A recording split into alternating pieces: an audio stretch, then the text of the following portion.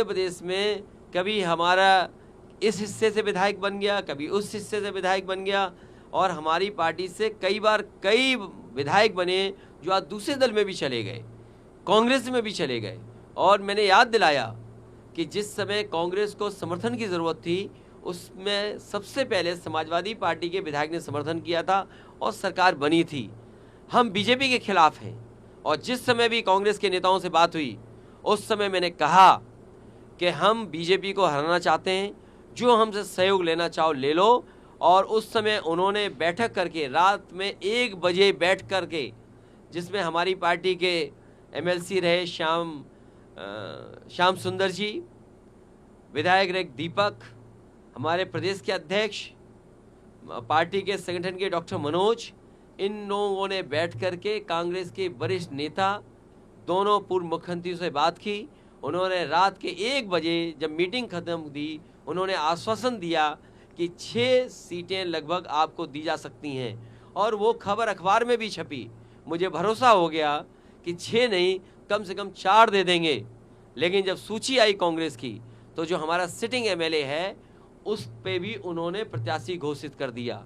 इसलिए मजबूरी में समाजवादियों को अपने जहां मजबूत क्षेत्र हैं वहां पर कार्यकर्ताओं की भावना को समझते हुए हमें लड़ाना पड़ रहा है। मैं ये भरोसा दिलाता हूं कि समाजवादी पार्टी उन्हीं सीटों पे लड़ेगी जहां पार्टी का संगठन है, या संगठन उनको कहेगा हम बीजेपी को हराना चाहते हैं, उस लक्ष्य में हम लोग आगे बढ़ेंगे। और जहां तक सवाल है एक कांग्रेस नेता के बारे में, आजमगढ़ का रिश्ता समाजवादियों से बहुत गहरा है। अगर कोई आजमगढ़ पर टिप्पणी करेगा तो वो लोग भी सुनने के लिए तैयार रहें, या फिर सोच समझ करके बोलें।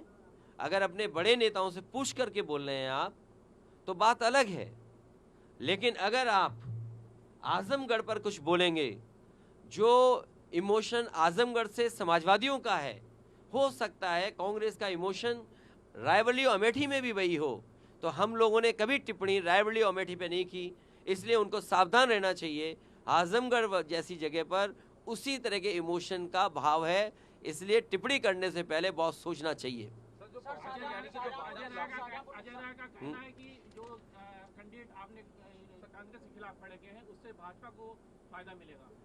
वो लिख करके दे दें कौन से फायदा हो रहा है, वो कौन है चीज। फिर तुम शुरू हो गए। मैं आपसे, अरे भाई जिसको जो भी प्रत्याशी आपके बनाए जाते हैं वो दूसरे दलों में चले जाते हैं, कैसे रोकेंगे उन लोगों को? हाँ, ये बात तो आपने ठीक कही। जो प्रत्याशी हाल में दूसरे दल में गई हैं, आप जरा व्यक्तिगत उनसे बात करना। मैंने उनसे ये कहा कि आप पहली मेयर बनने जा रही हैं महिला, आपको समाजवादी पार्टी टिकट देती है, लेकिन उनकी इच्छा समाजवादी पार्टी से नहीं थी, बीजेपी से थी। लेकिन जो बात मैं सोच रहा था वो बात हकीकत में आई। पहली महिला जो मेयर बनी है शाहजहांपुर की, वो वही हैं जो कभी समाजवादी पार्टी को छोड़ के गई थी। और अगर आप व्यक्तिगत रूप से उनसे पूछेंगी तो मैंने उनसे यही कहा था कि आप पहली मेयर बनने जा रही हैं। कम से कम एक बात सही रही कि हमने उन्हें मेयर बना दिया, हम नहीं बना पाए लेकिन बीजेपी ने बना दिया। तो आधा मन तो समाजवादी पार्टी के प्रति भी होगा, या कुछ समय समाजवादी पार्टी में भी उनका गुजरा है। मध्य प्रदेश में जिस तरह से, लेकिन ये जो कूड़े वाली बात है, ये सरकार की जिम्मेदारी ज़्यादा है। जो 9 बार विधायक रहा हो, वित्त विभाग पर पूरा कब्जा हो जिसका, और तरह तरह की बात सदन में स्वच्छ भारत पे लंबे लंबे भाषण देते हो, सबको झाड़ू पकड़ाया हो। आपके यहाँ भी झाड़ू किसी ने पकड़ा होगा, बताओ किसने पकड़ा था? अरे बताते क्यों नहीं हो? नहीं, किसने पकड़ा था झाड़ू? नहीं, मंत्री किसी ने पकड़ा था? विधायक वगैरह ने पकड़ा था? तो समझ लीजिए आप, महापौर के हस्बैंड ने पकड़ा था।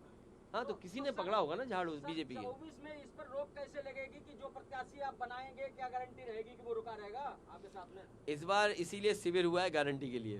सर एक सवाल है कि जिस तरह से सर वादा खिलाफी हुई है मध्य प्रदेश में, तो क्या उस बाकी राज्यों में भी इलेक्शन अभी प्रपोज्ड है, तो उसकी वजह से और जगह भी सोचना, क्योंकि एक जगह वादा खिलाफी हो गई है, कमलनाथ से जब पूछा जा रहा है तो वो भी इस चीज को इग्नोर करते हुए नजर आए। देखिए, कांग्रेस पार्टी को साफ करना चाहिए था। मेरा मानना यह है कि अगर आपको सीट नहीं देनी थी तो समाजवादियों से बात नहीं करनी चाहिए थी। आपको पहला ही कदम ये उठा लेना चाहिए था कि आप अपना संगठन और अपनी पार्टी के हिसाब से लड़िए। और जो सहयोग चाहते वो बता देते तो शायद समाजवादी पार्टी सहयोग करती और खड़ी रहती।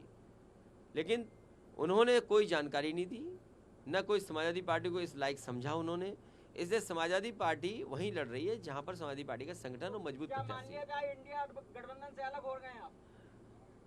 इंडिया गठबंधन अब मुझे पता लगा है मध्य प्रदेश के बाद भारत के चुनाव के लिए है, इंडिया के चुनाव के लिए है, देश के चुनाव के लिए है। तो देश का चुनाव आएगा तब बात की जाएगी, और जिसको सीट चाहिए होगी या जिस पे बातचीत होगी वो अलग प्लेटफॉर्म है। लेकिन ये सवाल ये है, क्रेडिबिलिटी का है कि अगर कांग्रेस इसी तरह का व्यवहार करेगी तो कौन उनके साथ खड़ा होगा।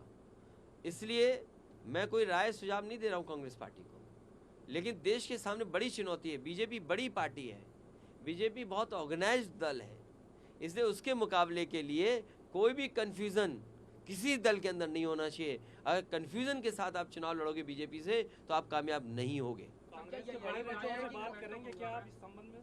अब हम तो किसी से बात नहीं कर रहे, हम तो आपसे बात करेंगे। सर क्या यही वजह है कि कांग्रेस का हर आदमी अब आलोचना कर रहा है, चाहे तेलंगाना हो वहाँ पे भी लोग विरोध कर रहे हैं, और सभी लोग अब कांग्रेस का खुल के विरोध कर। तेलंगाना में भी अभी देखा गया, असदुद्दीन ओवैसी ने भी सबने कहा कि बी पार्टी बता दिया है बीजेपी को। नहीं तो वो तो आप जानकारी कर लें कि बीजेपी को हराने के लिए सवाल बीजेपी का नहीं है, सवाल है कि संविधान कैसे बचेगा, सवाल है देश के बड़ी आबादी के साथ अन्याय हो रहा है वो कैसे होगा कामयाब।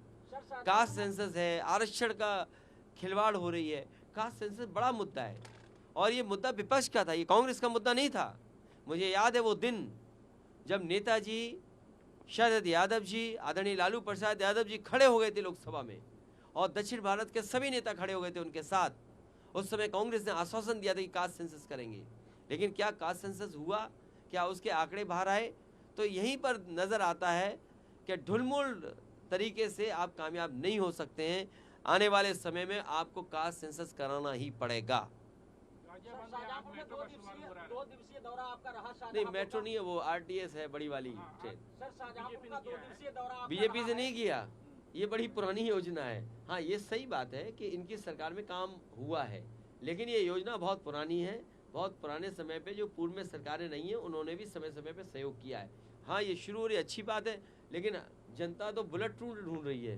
वो बुलेट ट्रेन कब आएगी? क्या शाहजहांपुर होके गुजरेगी बुलेट ट्रेन? बुलेट ट्रेन कब आएगी शाहजहांपुर में? या दिल्ली या लखनऊ कब पहुंचेगी, या कलकत्ता कब पहुंचेगी, पटना कब पहुंचेगी? ये सबसे बड़ा सवाल है। सर शाहजहांपुर 2 दिन होने को हैं आपको, क्या कुछ पाते, कहाँ पाते हैं इस संगठन को शाहजहांपुर में? मुझे उम्मीद है पार्टी कि शाहजहांपुर के नेता सब मिल करके भविष्य में चुनाव लड़ेंगे सर आज लोक जागरण और लड़ाएंगे। लोक जागरण अभियान के तहत यहाँ से आज हरदोई तक पूरे रथ यात्रा भी निकलेगी, लोगों का पीछे अभी से इकट्ठा होना रथ यात्रा नहीं है ये हमारा रथ है जो बहुत दिनों से खड़ा रहता है, तो इसको चलाते रहना चाहिए। तो अब इस शिविर के बाद हम लोग इसी से चलेंगे जिससे सब नेताओं को बैठा लें। जो हमारा साथी पूछ रहा था कि शिविर का लाभ क्या हुआ, अब इस रथ में सब नेता बैठ जाएंगे, अपनी जो कुछ दूरियां होंगी वो खत्म कर देंगे। अगले जी सवाल ये है कि जो 33% जो आरक्षण, महिला आरक्षण की बात होगी, आपके कैंप में जो अभी पूरा हुआ है मात्र 8 महिलाएं जो इस कैंप में शामिल हुई हैं, कैसे आप आधी आबादी को साधेंगे?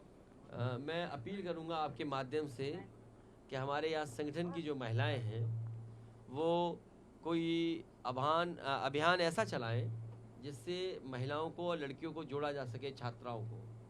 तो मुझे उम्मीद है यहाँ का संगठन हमारा अभियान चला करके जोड़ेगा। इससे भी महत्वपूर्ण सवाल ये है, बीजेपी जो लेकर के आई है बिल, क्या मध्य प्रदेश में 33% दी हैं सीटें? क्या छत्तीसगढ़ में 33% सीटें दी हैं? क्या तेलंगाना में 33% दी हैं?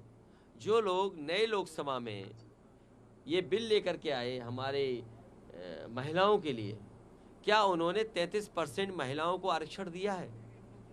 दोनों पार्टियों ने। तो ये स्कैम में आना ना आना एक महत्वपूर्ण बात हो सकती है, लेकिन उससे भी महत्वपूर्ण बात यह है कि तेलंगाना, मध्य प्रदेश, छत्तीसगढ़ और जिन जिन प्रदेशों में चुनाव हो रहा है, राजस्थान में, क्या वहाँ पर बीजेपी ने और कांग्रेस ने या अन्य दलों ने 33% महिलाओं को आरक्षण दिया है? आजम खान साहब के साथ अन्याय हो रहा है और इतना ज़्यादा अन्याय किसी परिवार के साथ नहीं हुआ होगा। ठीक है, थैंक यू। बहुत धन्यवाद आपका।